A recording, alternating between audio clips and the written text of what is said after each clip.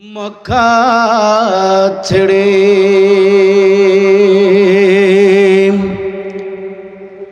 যাওয়ার সময়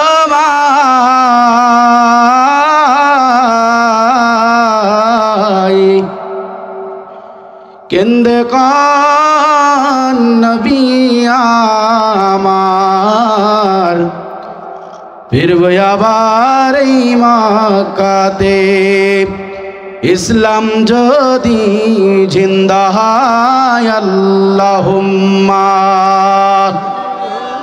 মুহাব্বতের সাথে পড়েন আলালে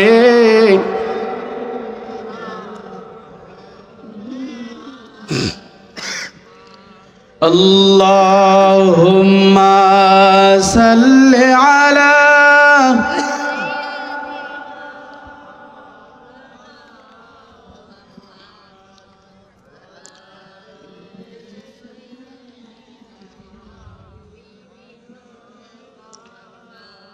नबीर दुरूद पढ़ है मुमीन खटी मना दिल दिया এই না নবী শুনবে না আমার রওজা পাকে শুইয়া আল্লাহুম্মা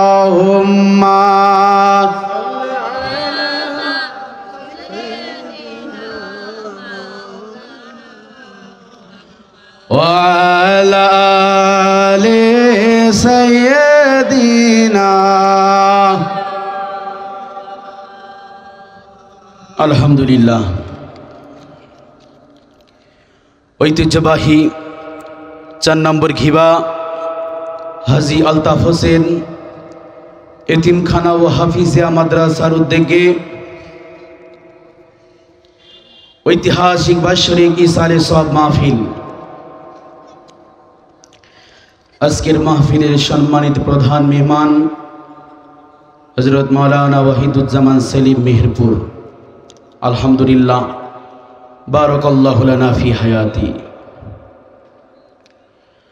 মঞ্চ উপবিষ্ট বসা হযরত উলামা ইকরাম, সামনে বসা আমার স্নেহের পিতার সমতুল্য ভাই ও বাবাজিরা,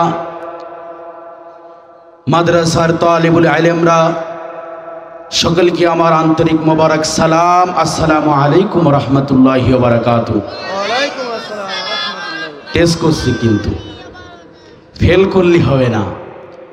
আর শুকরিয়া আদায় করি সেই মহান আল্লাহ পাক রব্বুল আলামিনের, যেই মহান আল্লাহ পাক রব্বুল আলামিন দীর্ঘ বছর পার, মাইন্ড করছেন না তো আবার কেউ,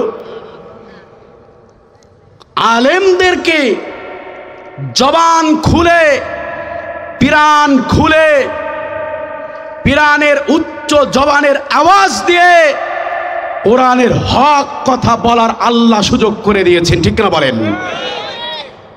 এই জন্য সেই মালিকের শুকরিয়া আদায় করেন, জবান খুলে উচ্চ আওয়াজ দিয়ে পড়েন আলহামদুলিল্লাহ। প্রিয় হাজিরিন, আমরা আজকের যে আয়াতে কারিমা তেলাওয়াত করেছি, ইসলামী রাষ্ট্র ব্যবস্থা কিভাবে করতে হবে আর কিভাবে করেছে, রাজি আছেন তো নাকি? রান্নাঘর থেকে শুরু করে পার্লামেন্ট পর্যন্ত আল্লাহর নবী সাল্লাল্লাহু আলাইহি ওয়াসাল্লাম বলেছেন, কোরআন দিয়ে রান্নাঘর থেকে শুরু করে পার্লামেন্ট পর্যন্ত প্রত্যেকটা জায়গায় কোরআনের আইন চলবে, ঠিক না বলুন? এর ভেতর থেকে যদি একটা জায়গাও কোরআনের আইন সীমা লঙ্ঘন করা হয়, মনে করতে হবে ওর ভেতরে মিস্টার ইবলিস শয়তান ঢুকে গিয়েছে। প্রিয় হাজিরিন ভাই আমার, আল্লাহ পাক রব্বুল আলামিন আমাদের জন্য আমাদের জীবন ব্যবস্থা নিয়ে কথা বলার সুযোগ করে দেন। আল্লাহ পাক আমার জন্য বলান, আপনাদের শোনার তৌফিক দান করে বলেন আমিন। দুরূদ সালাম পেশ করি সেই মানবতার মুক্তির দূত, মুক্তির দিশারি মোহাম্মদ মুস্তাফা সৈয়দুল কাউনাইন, সৈয়দুস সাকলাইন, ইমামুল মুরসালিন দীর্ঘ 29 মাস ধরে যেই নবী আপনার আমার জন্য কারাগারে বন্দী হয়েছিলেন ইসলামী রাষ্ট্র ব্যবহার জন্য, আল্লাহর জমিনে দিন কায়েমের জন্য, কোরআনের কারিমকে সর্বোচ্চ মর্যাদা দেওয়ার জন্য, যেই নবী সাহাবাদেরকে হারিয়েছে, যেই নবী হাজার হাজার হাজার লক্ষ লক্ষ যুদ্ধর ময়দানে রক্ত ঝরিয়েছে, তায়েবের ময়দানে, উহুদের ময়দানে নিজের চাচা প্রাণ চাচাদেরকে হারিয়েছে, যেই নবী আপনার আমার জন্য আল্লাহর জমিনে দিন কায়েমের জন্য নবী সাহাবীরা পর্যন্ত জীবন দিয়েছে, সেই নবীর প্রেমে ভালোবাসা হয়ে মাতওয়ারা হয়ে চিৎকার মেরে পড়ুন সাল্লাল্লাহু আলাইহি ওয়াসাল্লাম। যদি আপনারা একজনও বাদ থাকেন সিসি ক্যামেরায় কিন্তু ধরা পড়বেন। আল্লাহ সেদিনকে বলবে তোমার সামনে আমার নবীর প্রশংসা করেছিল, তুমি সেই প্রশংসায় সাড়া দেও নাই, কিন্তু তোমার নেতার পক্ষে তোমাকে সেদিন প্রশংসা করেছিল, তুমি সেই দিনকে দুহাত দিলে নেতাকে সংবর্ধনা জানিয়েছিলে। সেই দিনকে যাওয়ার কোনো রাস্তা থাকবে বলুন? এই জন্য প্রিয় হাজিরিন, আরো একবার দুরূদ সালাম পেশ করি সেই নবীর পরে, তিনি আপনার আমার নবী জনাবে মুহাম্মদুর রাসূলুল্লাহ সাল্লাল্লাহু আলাইহি ওয়াসাল্লাম। এই ওয়াজের মধ্যে কিন্তু আবার শ্রোতারা চুরি করে সুবহানাল্লাহ বলে না, বলে না? বলেন, আছে না নেই? ওরা শুধু বাদাম খাই আর চুপ করে বসে থাকে, হুজুর কি বলে না বলে শুধু চুপ করে শোনে। সুবহানাল্লাহ বলি, আলহামদুলিল্লাহ বলি, আল্লাহ খুশি হন, জোরে কোন সুবহানাল্লাহ। কিছু বলেই আমরা ইনশাআল্লাহ কোরআনে কারিমের তাফসীরে দেখে যাব। এক জায়গায় খুব আকারের, ভালো আকারের খুব চুরি হয় এক দেশের ভিতরে। দেশের সরকার বলছে সব তো চুরি করে নিয়ে গেল, তোরা কি করছিস বসে বসে? সরকার বলছে তাহলে আমি এখন কি করব? জনগণ বলছে হুজুর আপনি এক কাজ করেন, মেশিন নিয়ে আসেন একটা, যে মেশিন নিয়ে আসলি মানুষজন সব ধরা পড়ে। মারহাবা, মেশিন নিয়েছে, 1-1.5 বছর কেটে যায়, সুদ ধরা পড়ে না, সব চুরি করে নিয়ে যায়। কথা বলেন না কেন? ঠিক কিনা বলেন?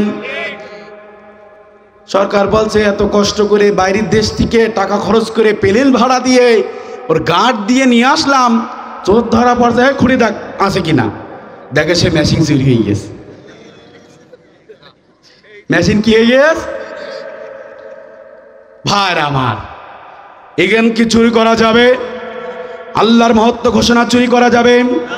নবীর পক্ষে কথা বললেন, আল্লাহর পক্ষে কথা বললেন, সাহাবীর পক্ষে কথা বললেন, কোরআনের পক্ষে কথা বললে জেল আসবে, জরিমানা আসবে, কষ্ট হবে, জুলুম হবে, ধান কাজে রাত কাটতে হবে, পানির ভেতর রাত কাটাতে হবে, জেলের ভেতর রাত কাটাতে হবে, এরপরে একটা আপনি বিপ্লবের দিন খুঁজে পাবেন। কথা বলুন ঠিক কিনা? পেছনের লোক কিন্তু বলছেন না, বলছে সামনের লোক বললেই আমাদের হয়ে গেছে বলা। সবাই মিলে বলতে হবে জোরে কান ঠিক কিনা? আমরা এক কথায় একমত, এক নবীর উম্মত। আসুন প্রিয় হাজিরিন ভাইরা আমার, দেশটাকে কেমন করে পরিচালনা করবেন? আমার নবী, আপনার নবী কেমন করে রাষ্ট্র পরিচালনা করেছিলেন? আল্লাহ পাক রব্বুল আলামিন ইতিপূর্বে আপনারা বহু শুনেছেন, এমন স্বৈরাচার শাসক আল্লাহ দুনিয়াতে প্রেরণ করেছিলেন, পাঠিয়েছিলেন পয়গম্বর মুসা আলাইহিস সালাতু ওয়াস সালাম। আচ্ছা ভাই বলেন তো, মুসার নাম যেখানে আছে তার পাশে কার নাম বলেন দিন দেখি? ক্লাস হচ্ছে কিন্তু এখন কথা বলতে হবে। ফিরাউন। কি না? ফিরাউন। আপনারা রেডি আছেন তো নাকি? মারহাবা। প্রিয় হাজিরিন, কোরআন শোনার জন্য কলিজা লাগে, এ সবাই শুনতে পারে না, এর জন্য কলিজা লাগে, জীবন লাগে, রক্ত লাগে। কথা বলেন ঠিক কিনা? কলিজা, রক্ত, জীবন নালে কোরআন কেউ শুনতে পারে না। এর জন্য কলিজা দরকার। রাস্তায় ঘুরে বেড়ালি, টাঙ্কি মারলি, চটপটির দোকানে থাকলি, এ কোনো কলিজাই না, এ সব ইন্দুরির কলিজা। কথা বলেন ঠিক কিনা?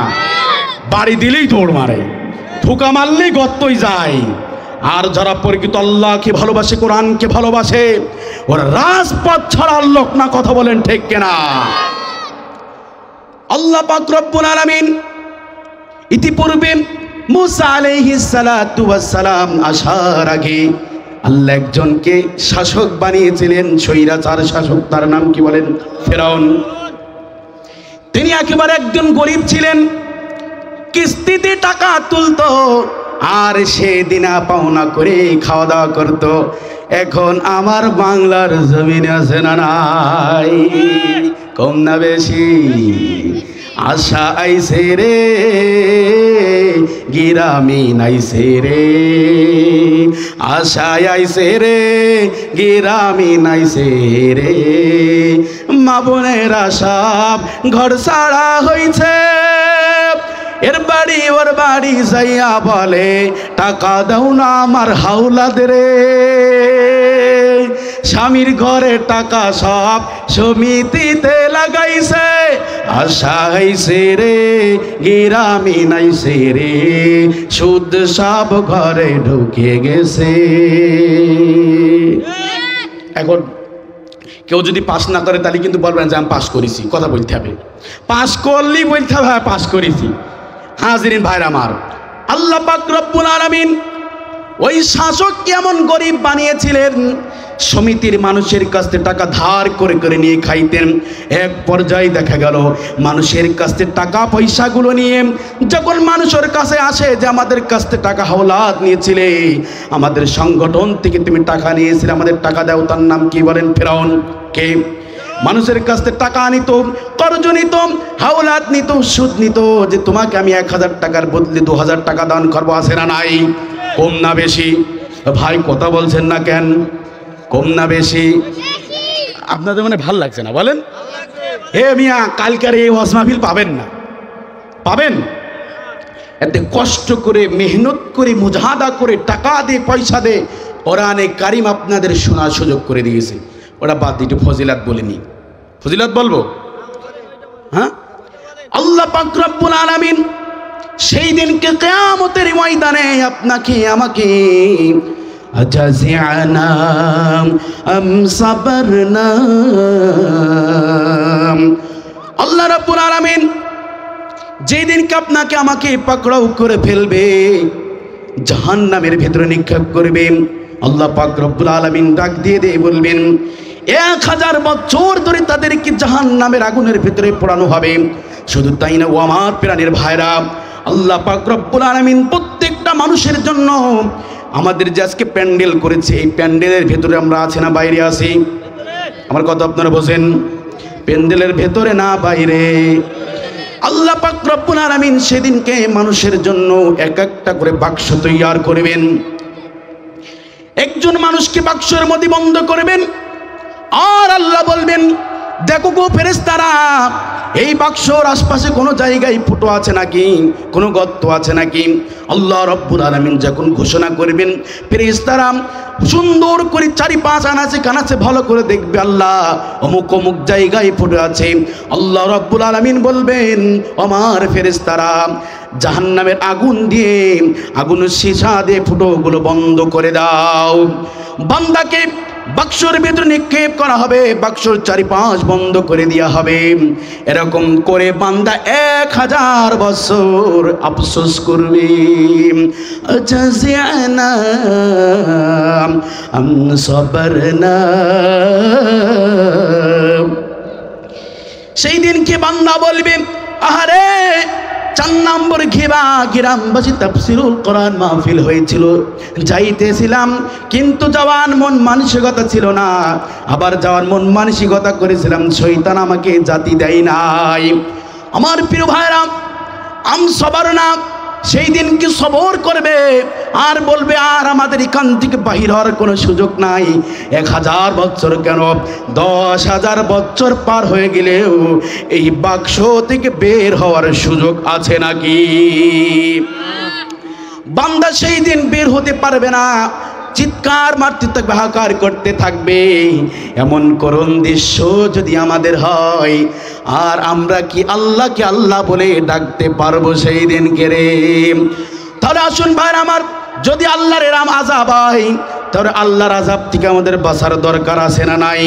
এই জন্য আল্লাহ মুসা আলাইহিস সালাতু ওয়াস সালামের ওই জামানায় ফিরআউনকে পাঠিয়েছিলেন। মুসা তাকে জব্দ করবে, প্রিয় হাজিরিন ভাইরা আমার, যখন মানুষের কাছে সুদ খায়, মানুষ তাকে বাড়ি ছাড়া করলো, বাড়ির থেকে পালাই চলে গেল। কি করলো? ইতিপূর্বে কেউ গেছে নাকি যাই না। প্রিয় ভাইরা আমার, ভয় আছে নাকি? আপনাদের ভয় আছে মনে আছে? সত্য কথা বলতে হলে যেতে হবে কারাগারে। কিরা কিরা যাবেন? হাত তুলে দিন, নারাই তাকবীর। অনেকে যাবে না, হাত নামান। সত্য কথা বলতে হলে যেতে হবে কারাগারে, তবুও সত্য বলতে চাই, দুনিয়ার জালেমদের করি না ভাই, দুনিয়ার আবু জেহেলদের করি না ভাই। নারাই তাকবীর। আমার ভাইরা, ফিরআউন যখন মানুষের কাছ থেকে টাকাগুলো আত্মসাৎ করলো, আত্মসাৎ করার পরে মানুষ সকলেই বলল স্বৈরাচার ধরা পড়েছে, মানুষের কাছে টাকাগুলো লুটপাট করে নাই। ভাই সত্য কথা বললে কিন্তু তিতা লাগে, বিদ্রোহী বিপ্লবী কথাগুলো তাই বেআইনি। সত্য কথা বললেই তিতা লাগবে, আমার কিছু করার নাই। আল্লাহ কোরআনে কারিমে যেটাই বলেছে এটাই আমাদের বলে যাওয়ার দরকার আছে না নাই? যখন দেশ ছাড়তে পালাতে বাধ্য হলেন, দেশ ছেড়ে চলে আসলেন ফিরআউন, কি করবেন? দেশ ছেড়ে যখন মিশরের পথে রওনা হলেন, এসে দেখলেন কোনো কাজ পাওয়া যাচ্ছে না। একটি তরমুজের ক্ষেত্রে তরমুজ বিক্রি করাটা ব্যক্তি তরমুজ সব এক জায়গায় করতেছে। হামান আর ফিরআউন দুই দোস্ত এসে বললেন, ফিরআউন বললে, হামান রে, বহু মানুষের কাছ থেকে টাকা নিয়েছি কিস্তিতে, টাকা তো দিতে পারছি নে, 4 হাত পা বানবে, বসে ধরি পিটবে, বাড়ি তো আর জায়গা দেবে না। কথা বলেন ঠিক কিনা? জনগণের টাকা আত্মসাৎ হয়েছে কি হয় নাই?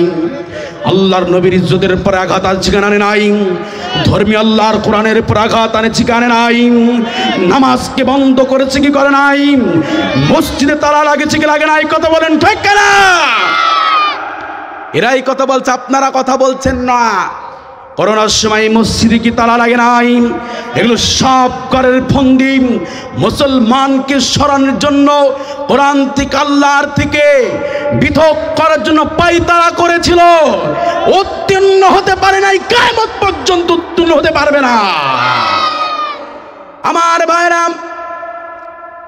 হামানকে বলল, হামান কি করা যায় ভাই বলো? ব্যবসা করবো এখন। বললেন আগে ব্যবসা করা যাবে না, তরমুজের খেতে আমরা কাজ করি, তরমুজ বেচা কিনা করে, মালিকের কাছে তরমুজ বেচা কিনা করে একটু বেশি বেশি লাভ দেখাই। মালিক তো বলে খুব ভালো লোক এটা। ভাইরা আমার, কেজিতে কেজিতে তরমুজ যখন বিক্রি করা হয়, ফিরআউন বললে, হামান রে, এতে কোনো লাভ হবে না, বিক্রি বেশি হচ্ছে না, অন্য কাজকে করতে হবে। হঠাৎ করে একদিন মিশরের রাজ দরবার থেকে খবর আসলো যে মিশরের জন্য যে কবরস্থান আছে, এই কবরস্থানের জন্য একজন মানুষকে নিযুক্তি করা হবে কবরের চোখ দেওয়ার জন্য। কবরকে সে চোখে দিবে, কবরে যখন মানুষ দাফন করতে আসবে সে দাফনের জায়গাগুলো দেখাই দেবে। ফিরআউন এই সুযোগটা সদ্ব্যবহার করে নিলেন, সঙ্গে সঙ্গে রাজার সামনে চলে গেলেন। আর রাজার সামনে যাওয়ার পর রাজাকে বলছেন, রাজা আমি এখন আপনার কবরস্থানকে চকি দিব। রাজা বললেন, আচ্ছা ঠিক আছে, তুমি কাজে লেগে যাও। প্রিয় ভাইরা আমার, যখন সে কাজে লেগে যায়, 1-2 দিন পার হয়ে যায়, 1-2 মাস পার হয়ে যায়। নিয়ম জারি করলো, নতুন যদি কেউ বউ হয়, বাড়িতে আসলে শ্বশুর বাথরুমে পানি তুলে দেয়, আর যখন পুরনো হয় আইনকে আলাবাস হাতে নেয়। নেয় কি নেয় না? আমার ভাইরা, ফিরআউন যখন রাজদরবারের ভিতরে গেলেন আর চাকরি পেয়ে গেলেন, খুশিতে মাতোয়ারা, ভালো একটা চাকরি পেয়েছি। হামানকে বলল, হামান চলো এবার চাকরি করা যাক। প্রিয় হাজির আমার, আবার সুদের লেনদেন শুরু করলেন। মৃত মানুষ যখন দাফন করতে আসে, বাংলায় বললে আপনারা বুঝতে পারবেন, 1 টাকা করে নিতেও। আর যখন ফিরআউন ক্ষমতা পায়, যখন ফিরআউন ক্ষমতায় আসে, তখন বললে 100 টাকা ঘুরে দিতে হবে।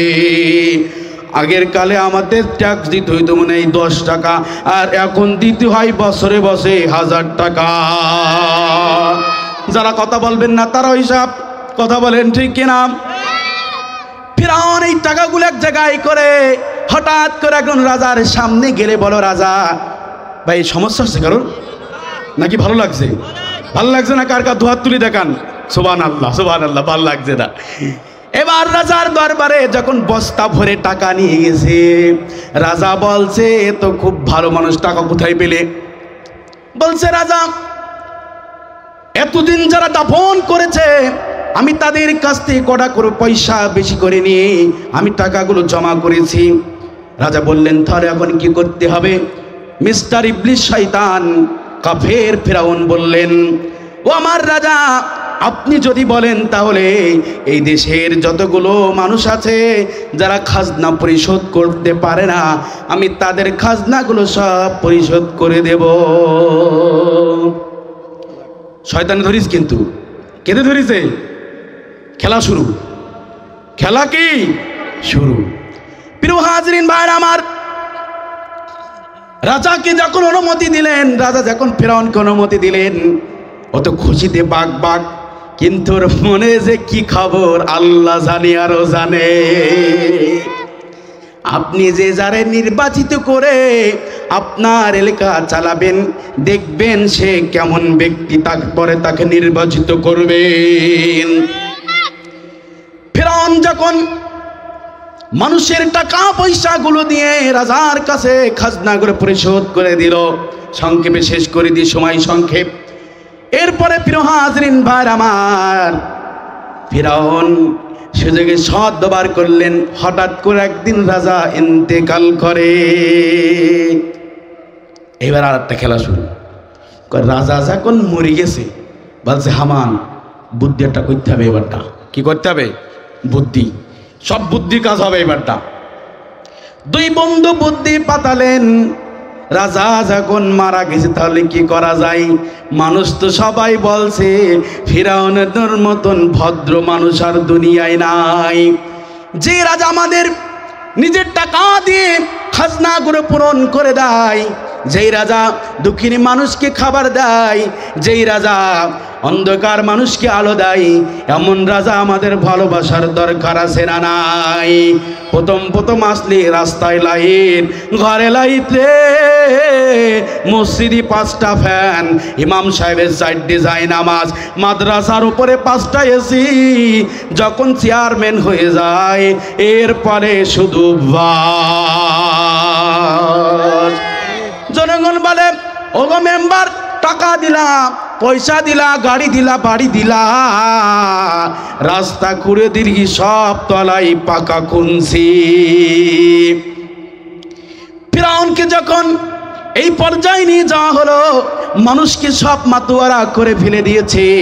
আল্লাহ পাক রব্বুল আলামিন বললেন, তোমরা যখন কাফের মুশরিকদের সাথে মিশে যাবে, ওরা তোমাকে আমার পথ থেকে সরিয়ে নিয়ে যাবে। যখন তোমরা ওদের সাপোর্ট করবে, তোমরা ওদের সাথে থাকবে, ওদের স্লোগান করবে, তখন তোমরা আমার পথ থেকে ওদের পথটাই বেছে নিবা। লোকজন সব মাতোয়ারা হয়ে গিয়েছে, ফিরাউনের ওই পথকে তারা বেছে নিয়েছে। ভাইরা আমার, লোক সব ওর পরে দাসক্ত হয়ে গিয়েছে। মানুষগুলো সবকে ভালোবাসা শুরু করেছে, মানুষ সব ওর পরে আসক্ত, পাগল। দেখুন উনি বাচ্চা মারা যাওয়ার পরে ফিরাউন যখন মানুষ নির্বাচিত করে তাকে বাচ্চা বানিয়ে দিয়েছেন। হয়ে গেছে কিন্তু কি এখন কিন্তু বাচ্চা, কাজ আর হবে না। আমি এখন যা বলবো তাই শুনতে হবে, ঠিক কিনা বলেন? হ্যাঁ এখন বলেন, বাচ্চা যদি বলে তাহলে বাচ্চার কথা শোনা যাবে কি যাবে না? আল্লাহ কিন্তু বাচ্চার কথা শোনা ফরজ করেছে। যখন বাচ্চা বলে আনা রব্বুল আলা, আমি সবচেয়ে বড় খোদা, হামান রে বলে বন্ধু বিরাট বড় একটা রাজত্ব পেয়েছি, বিরাট বড় একটা দায়িত্ব পেয়েছি, এই দায়িত্ব থেকে হাত ছাড়া করলে হবে না। এক দায়িত্ব একেবারে মৃত্যু পর্যন্ত। দায়িত্ব যখন পেয়ে গেলেন, ফিরআউনকে ডাক দিয়ে বললেন আমার হামান শোনো। ফিরআউন হামানকে ডাক দিয়ে বললেন হামান শোনো, সর্বপ্রথম কাজ হলো এই দেশের মানুষের যত শিক্ষা ব্যবস্থা আছে সমস্ত শিক্ষা ব্যবস্থাকে বন্ধ করে দাও। আমার দেশে হয়েছে কি হয় নাই? প্রত্যেক সন্তান হাতে মোবাইল দিয়েছে কি দেয় নাই? প্রত্যেক সন্তানের ধ্বংস করার চিন্তা ভাবনা করে নাই? করোনার টিকার নামে বাংলার প্রত্যেকটা মুসলমানের ভেতরে পয়জন ঢোকার চেষ্টা করেছে। মা বোনদেরকে সন্তান নষ্ট করার চিন্তা ভাবনা করেছে। বিগত মানুষদেরকে আল্লাহর কোরআন থেকে সরানোর জন্য পায়তারা করেছে, কিন্তু তারা সফল হইতে পারে নাই, কিয়ামত পর্যন্ত হইতে পারবে না। ফিরআউন হইতে পেরেছে, হামান হইতে পেরেছে, নমরুদ কি হতে পেরেছে, আবু জেহেল কি হতে পেরেছে, উতবা সাহেবা কি হতে পেরেছে। যদুরাও পারে নাই, তোরাও পারবি না। কথা বলেন ঠিক কিনা? আপনাদের মনে হয় ভালো লাগছে না? লাগছে? ওই যে দেখবেন এখন সব আল্লাহ তো জোড়ায় জোড়ায় সৃষ্টি করেছে, বোঝেন না? আল্লাহ বলছে ওয়া খালাকনাকুম আজওয়াজা। এর গেল আল্লাহ রাব্বুল আলামিন যখন হযরতে মূসা আলাইহিস সালাতু ওয়াস সালাম বললেন ফালা তাখাফি ওয়ালা তাহজানি, আল্লাহ রাব্বুল আলামিন যখন মূসা আলাইহিস সালাতু ওয়াস সালামকে প্রেরণ করলেন, আল্লাহ বললেন দরিয়ার ভেতরে ছেড়ে দাও। মনোযোগ লাগান, আমার দিকে কান দেন, অন্যদিকে মনোযোগ লাগান, ভালো করে কান লাগাই শুনেন। ঠিক আছে, সমস্যা নেই, ঠিক আছে ভাইয়ের আমার, ঠিক আছে সমস্যা নেই, থাক ভাইয়ের আমার। যখন আল্লাহ পাক হযরতে মূসা আলাইহিস সালাতু ওয়াস সালামকে প্রেরণ করলেন, আল্লাহ বললেন মূসা আলাইহিস সালাতু ওয়াস সালামকে দরিয়ার ভিতরে দিয়ে দাও। জোরে কোন সুবহানাল্লাহ। মা খুব পেরেশানি হয়ে গেলেন, ছোট নবজাত শিশুকে কেমন করে আমি ছেড়ে দেব? আল্লাহ বললেন ফালা তাখাফি ওয়ালা তাহজানি, তোমার সন্তান আবার তোমার কাছেই ফিরে আসবে। জোরে কোন সুবহানাল্লাহ। ইমরাতা ফিরাউন, ফিরাউনের রাজরানী যেখানে গোসল করে, হযরতে পয়গম্বর মূসা আলাইহিস সালাতু ওয়াস সালামকে ওর ভেতরে ভরে পাঠিয়ে দিয়েছেন। যাইতে যাইতে ইমরাতা ফিরাউনের রাজদরবারের সামনে হযরতে আসিয়া যেখানে গোসল করে ওই জায়গায় গিয়ে সেই বাক্স থেমেছে। সুবহানাল্লাহ বলবেন না? অনেক মানুষগুলো ডাক দিলেন, কেউ বাক্স হাত দিয়ে বাক্সগুলো খুলতে পারে না। হযরতে আসিয়া রাদিয়াল্লাহু তাআলা আনহুম আজমাইন খুব একজন ধর্মীয় নারী ছিলেন, আল্লাহ ভীরু নারী ছিলেন, খুবই আল্লাহওয়ালা ছিলেন। তিনি যখন বাক্সর পরে হাত লাগলেন, সঙ্গে সঙ্গে বাক্সটা খুলে গেলেন। জোরে কোন সুবহানাল্লাহ। তাকিয়ে দেখে একটি আল্লাহর আরশে আজিম থেকে চাঁদ এসেছে, সুন্দর নমনীয় চাঁদ দেখা যায়। শত্রুকে আস্তে করে বাচ্চাকে কোলে নিয়ে রাজদরবারের দিকে যখন ঢোকে, জোরে কোন সুবহানাল্লাহ। ফিরাউন ডাক দিয়ে বলেন আসিয়া রে, কোথায় পেলে তুমি গিলে একা? আবার এটা কোথা থেকে নিয়ে আসলে? তুমি তো আমার বলেছিলে। ফিরাউন আসিয়ারে বললেন এই সন্তান কোথা থেকে তুমি আনলে? আসিয়া বললেন দেখেন না, আপনার চোখ আর আমার চোখ দিয়ে শীতল করা এমন একটা চাঁদের আলো, আপনার আমার চক্ষুটা ঝলমল হয়ে যায়।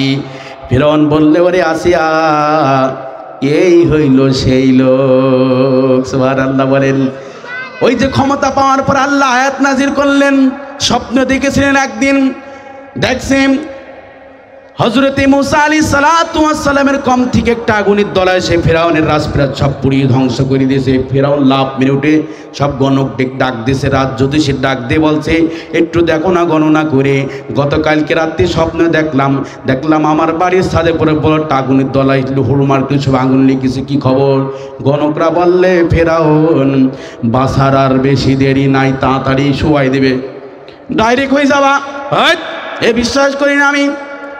ইতিপূর্বে হযরতে মূসা আলাইহিস সালাতু ওয়াস সালাম ফিরাউনের বাড়ি এসে হাজির হয়ে গিয়েছে। আসিয়া যখন বাড়ি নিয়ে যায়, আল্লাহ কয় হ্যাঁ নিয়ে যাও। সুবহানাল্লাহ বলেন।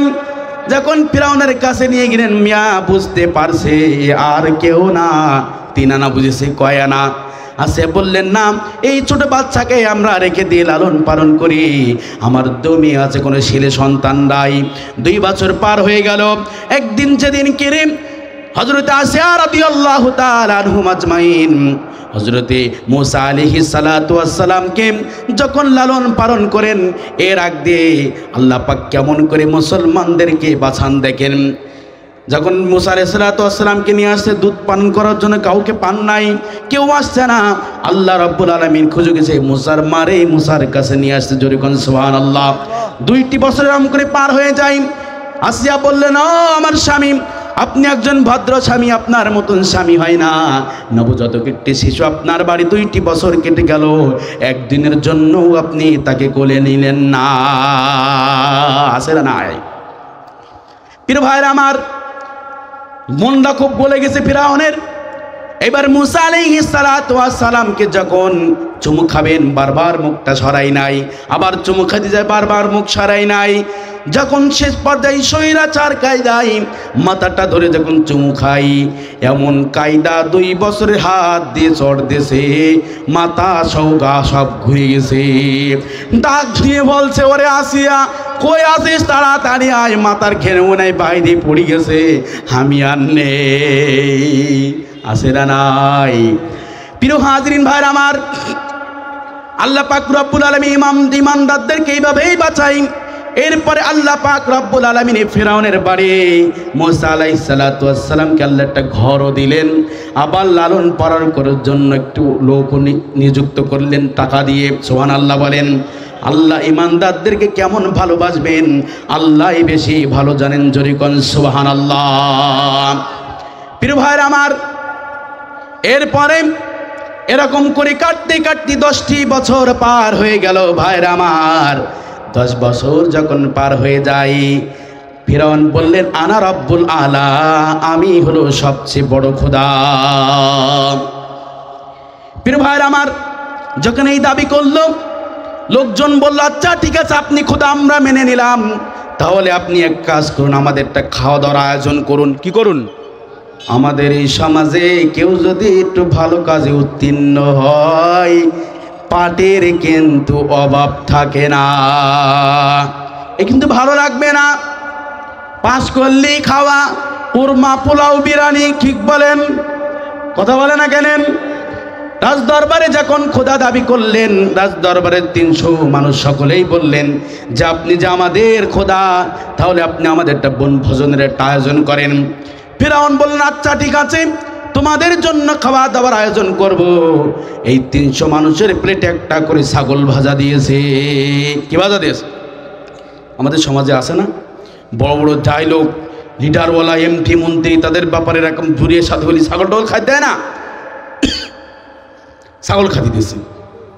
এবার ফিরাউন বলছে, তোমরা সবাই শুরু করো। লোকজন বলছে, না, আপনি আমাদের খোদা, আপনি আগে শুরু করেন।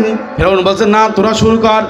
এরপরে বলছে, না, আমার 10 বছরের কলিজার টুকরা মুসাকে আগে শুরু করতে বললে, মুসা যেই না হাত দিছে, খাওয়া শুরু করে। সুবহানাল্লাহ। আর ফিরাউন আস্তে করে ছাগলের কান থেকে হাত দেওয়ার সাথে সাথে ভাজা ছাগল জ্যান্ত হয়ে গেছে। রাজদরবারে সব বলছে, ওরে খোদা, সব প্লেটে 300 ছাগল দৌড় মেরেছে। সুবহানাল্লাহ বলেন। ভাজা ছাগল সব লাফিয়ে দৌড় মেরেছে। লোকজন বলছে, আনা রব্বুল আলা, আপনি তো খোদা দাবি করলেন, আপনার বেটারে দিলেন ভাজা ছাগল, আর আপনার বেটা করে দিল সব জ্যান্ত ছাগল। কার খেলা? জোরে কোন, কার খেলা? ছাগল জ্যান্ত হয়ে লাফ মারছে। ফিরাউন বলছে, আসলে তাই তো, এটাই হলো আল্লাহর পয়গম্বর। আগে ছিল 3 আনা, এখন 4 আনা। কয় আনা? আগে 3 আনা বিশ্বাস করিল, যেদিন পেইল। আজ কয় আনা? 4 আনা। বলছে সত্যি আল্লাহর পয়গম্বর। ভাইরা আমার, ইতিপূর্বে আপনারা দেখেছেন হক্কানি আলেমদেরকে জেলখানায় ভর্তি করা হয়েছিল, কারাগারের ভিতরে বন্দী করা হয়েছিল। মাত্র 3 টাকা হয়ে দিয়ে দেওয়া হয়েছিল আল্লামা সাঈদীর জন্য। ইফতারে যাতে 1 গ্লাস পানি হয় না, স্বৈরাচারী কায়দায় তাদেরকে নির্যাতন দিতে দিতে শেষ পর্যন্ত তাদেরকে শহীদ করে দিয়েছে। তেমন জুলুম নির্যাতন করেছিলেন ফিরআউন। কথা বলুন ঠিক কিনা? ভাইরা আমার, এরপরে যখন ভাজা ছাগল উঠে দৌড় মারছে, মুসা ছোট্ট 10 বছরের সন্তান লাফ মেরে আসিয়ার দরবারে গিয়ে বলছে, মা ভাজা ছাগল জ্যান্ত হয়েছে। ফিরআউন বছরে আসারে এর আর বাসায় রাখা যাবে না। যেদিন আমি থাপ্পড় খাইছি, কি যে থাপ্পড়, ওই থাপ্পড় দুনিয়ার কোনো মানুষ খাই নাই, আমি খাইছি ওই থাপ্পড়ের কি জ্বালা। যেদিন আমি ওকে দেখেছিলাম সত্যি ভেবেছিলাম এইটি হলো সত্যিকারের পয়গম্বর, আজকে আমি হলো 16 আনা, এইটি হলো আল্লাহর পয়গম্বর। জোরে কোন সুবহানাল্লাহ। এই রকম করে করে আল্লাহ পাক রব্বুল আলামিন ঈমানদারদেরকে বাঁচালেন। যখন তাকে মারবেন, আসিয়া বললেন, না রে ও আমার স্বামী, আপনি মুসাকে মেরেন না। এমন নবজাতক শিশু, এমন ভদ্র শিশু, এত বরকতময় শিশু আপনি আর কখনো পাবেন না। তাহলে বললে কেন? ফিরআউনকে তার স্ত্রী বোঝালেন। আসিয়া বলছেন, এই সন্তানকে যদি আপনি মেরে ফেলেন তাহলে আপনি ভালো করবেন না।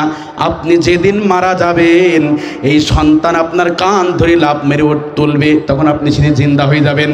যেই সন্তান বাজা ছাগল জ্যান্ত করে দেয়, আপনি যেদিন মারা যাবেন কান ধরে আপনার তুলে দেবে। সুবহানাল্লাহ বলেন। ওয়াকাযালিকা নুনজিল মুমিনিন। আল্লাহ পাক রব্বুল আলামিন ঈমানদারদেরকে এইভাবেই বাঁচাই। জোরে কোন সুবহানাল্লাহ। খাটের ওপর শুয়া মারে তোমরা কইলই যাইতো গ্রামবাসী রে, খাটের ওপর শুয়া মারে তোমরা কইলই যাইতেছো গ্রামবাসী, একটু দাঁড়াও মাইরে দেখি, একটু দাঁড়াও মাইরে দেখি, নয়ন ভৈরা দেখি রে গ্রামবাসী, একটু দাঁড়াও মাইরে দেখি। সাদা কাপন পরাইয়া খাটের ওপর শুয়ায়া মারে তোমরা কইলই যাইতেছো গ্রামবাসী, একটু দাঁড়াও মাইরে দেখি, নয়ন ভৈরা দেখি। ছেলে যদি কোথাও যায় মায়ের মনে শান্তি না পাই, ছেলে যদি কোথাও যায় মায়ের মনে শান্তি না পাই, কখন আসবে বাছা ফিরিয়া, কে ডাকবে আর জাদু বলিয়া, মাই যদি যাই মর মরিয়া, ছেলে যদি কোথাও যাই মায়ের মনে শান্তি না পাই, কে ডাকবে আর জাদু বলিয়া, মাই যদি যাই মরিয়া, না খাইলে কি কেউ বলবে খাইছনি। মায়ের পরে দুনিয়ার ভেতরে কেউ আদরে আছে নাকি? কথা বলেন। আপনাদের মা নেই মনে আছে? আছে? রাগ করছেন না তো? মা থাকলে তো বলে আছে আলহামদুলিল্লাহ, যা মরে গেছে। কথা তো একটা বলবেন নাকি? একজন কষ্ট ঘিবের লোক কিন্তু বলে না, ঘিবের লোক কম কথা বলে, কম তো আর কেউ খায় না। আলহামদুলিল্লাহ বলেন। মা যদি চলে যায়, মার কথাটা কেন বললাম? মারা আজকে দেশের সরকার ছিল, এখন আর নেই। মারাই হলো সব কাজের দরকার, মারাই সব পুরাই করছে সরকার। কতক্ষণ ঠিক কিনা? ওরে কালের মেয়েরা কোরআন হাদিস ধরে না, কথা বলেন না কেন? ওরে কালের মেয়েরা কোরআন হাদিস পড়ে না, ওরা টিকটক ভিডিও করে। কালের ছেলেরা বহিনী আর বসে না, ওরা গুগলে সার্চ করিয়া পড়ে, তাই না? এখন আর কোরআন ধরার সময় নেই, বই নিয়ে আর ধরার সময় নাই। হাতে আজকে আমাদের উঠে গেছে কি? কোরআন থেকে আমাদেরকে পৃথক করে দিয়েছে। জোরে কোন নাউজুবিল্লাহ। পীর ভাইরা আমার, যখন ফিরাউন মুসা আলাইহিস সালাতু ওয়াস সালামের পর আক্রমণ করলেন, দেখলেন আর থাকা যাবে না, এখান থেকে বের হয়ে যেতে হবে। মুসা আলাইহিস সালাতু ওয়াস সালাম দুর্মিনে যখন চলে গেলেন, আল্লাহ পাক খুব রাগে ছিলেন। তিনি যখন বিচার করতেন খুবই রাগান্বিত হয়ে বিচার করতেন। একদিন রাগের মাথায় এক থাপ্পড় মারছে, মরে গেছে। আল্লাহ কয়, আল্লাহ আমি তো ভুল করেছি, কিন্তু আপনি তো মেরে ফেলাইছেন। আমি তো শাসন করতে গিয়ে চট দিয়েছি, কিন্তু মেরে ফেলার দায়িত্ব তো আপনি মেরে ফেলে দিয়েছেন, আমার তার কোনো দোষ নাই। খুবই রাগে ছিলেন। প্রিয় ভাইরা আমার, এই মুসা আলাইহিস সালাতু ওয়াস সালাম রাজ্যকে যখন শাসন করতে লাগলো, আল্লাহর জমিনে দাওয়াত দিতে লাগলো, ফিরাউনের গায়ে আগুন ধরে গিয়েছিল। ফিরাউন সেই সময় মহিলাদেরকে উলঙ্গ বাড়ানোর জন্য সনদ দিয়ে দিল, নারী পুরুষ একসঙ্গে বেড়ানোর জন্য সনদ দিয়ে দিল। কেমন করে দিলেন? যেই নারী রে আমার আল্লাহ রাব্বুল আলামিন এত সম্মান দিলেন, যদি কোনো নারী ঠিকভাবে নরম আদানের রোজা রাখে, 5 ওয়াক্ত নামাজ জামাতে আদায় করে, আর স্বামীর খেজমত করে, আল্লাহর নবী সাল্লাল্লাহু তাআলা আলাইহি ওয়াসাল্লাম বললেন, রাগ করছেন মা বোনদের কিন্তু ওয়াজ করার দরকার। আপনাদের করলাম, সে গেলে বুঝে নেবেন মা বোনদের দরকার আছে নাই। কারণ মা বোনরা সব পড়াই কিন্তু করছে সরকার। দেখেন সাবদের বাজার, সাবদের কথা বলেন না কেন?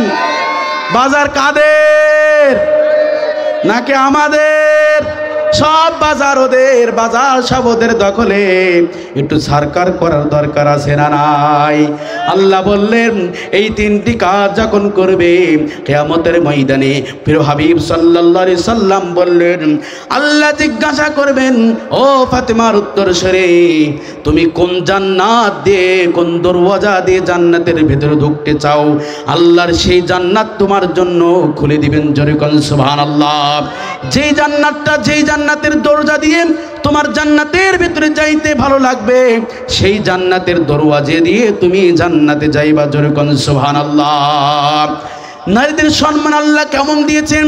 আল্লাহর প্রিয় হাবিব জনাবে মুহাম্মদ রাবি সাল্লাল্লাহু আলাইহি ওয়াসাল্লাম যখন আল্লাহ তার ওহী নাজিল করতেন, হিরা গুহার ভিতরে থাকতেন, হযরতে খাদিজা রাদিয়াল্লাহু তাআলা আনহা বিশ্বনবী সাল্লাল্লাহু আলাইহি ওয়াসাল্লামের জন্য প্রতিদিন খাবার নিয়ে যেতেন।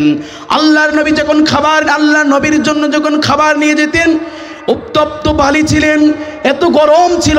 খাদিজা রাদিয়াল্লাহু তাআলা আনহা বালির পথে যখন হেঁটে যেতেন, আল্লাহ পাক রব্বুল আলামিন তখন তাকিয়ে তাকিয়ে দেখতেন তার পার তরাগুলো ঠোলা নিত। এই দৃশ্যগুলো আমার আল্লাহ দেখে দেখে আর জিব্রাইলকে বলতো, দেখো না জিব্রাইল, আমার রাসূলকে কত তারা ভালোবাসে। জিব্রাইল গো, তুমি আজকে যাও, চলে যাও। আজকে খাদিজা যখন বিশ্বনবীর দরবারে খাবার নিয়ে আসবে, আমি আল্লাহর পক্ষ থেকে খাদিজাকে সালাম জানালাম। সুবহানাল্লাহ বলবেন না? আল্লাহর পক্ষ থেকে হযরতে খাদিজা রাদিয়াল্লাহু তাআলা আনহার জন্য সালাম আসলেন। খাদিজা রাদিয়াল্লাহু তাআলা আনহা বিশ্বনবীর জন্য যখন খাবার নিয়ে উপস্থিত হলেন, আল্লাহর নবীর সামনে যখন দাঁড়ালেন, আল্লাহর নবী তার পায়ের দিকে তাকিয়ে দেখলো পার তরগুলো একেবারে ঠোলা নিয়েছে, রক্তগুলো গলে গলে পড়ছে। আল্লাহর নবী তার দিকে তাকিয়ে চোখের পানি ফেলে ফেলে কাঁদলো। আর যখন খাদিজা ফিরে আসলো, আসার সময় হযরতে জিবরাইল আলাইহিস সালাতু ওয়াস সালাম বললেন, ফিরে যেয়েন না, আল্লাহ পাক রব্বুল আলামিনের জন্য, আপনার জন্য আজকে আল্লাহ সালাম পাঠিয়েছে। জোরে কোন সুবহানাল্লাহ। সেই অবলা সালিহা যদি আজকে এমন করে বেড়াই, তাদের চেহারাকে পর মানুষকে দেখিয়ে বড়ে, পর পুরুষকে দেখাই বেড়াই, আল্লাহ যাদেরকে তো মান সম্মান বৃদ্ধি করে দিন, তাদেরকে সুন্দরভাবে চলার দরকার আছে না না? তুমি হলো আমার সর্বশ্রেষ্ঠ রব। আমি ফিরাউনের কাছে মাথা নত করতে পারি না, শুধুমাত্র কেবলমাত্র তোমার কাছেই আমি মাথা নত করবো। জোরে কোন সুবহানাল্লাহ। এত অবস্থায় হযরত আসিয়া রাদিয়াল্লাহু তাআলা না ইন্তেকালের সময় হয়ে গেলেন। ফিরাউন অনুমতি দিলেন, আসিয়া শুধুই করলেই ক্ষান্ত হবে না, আসিয়ার মাথা থেকে পা পর্যন্ত চামড়াগুলো সব ছিঁড়ে নেওয়া হোক। ইসলাম ফুল সজ্জার পরে আসে নাই, ইসলাম রক্তর পর এসেছে। ইসলাম এসেছে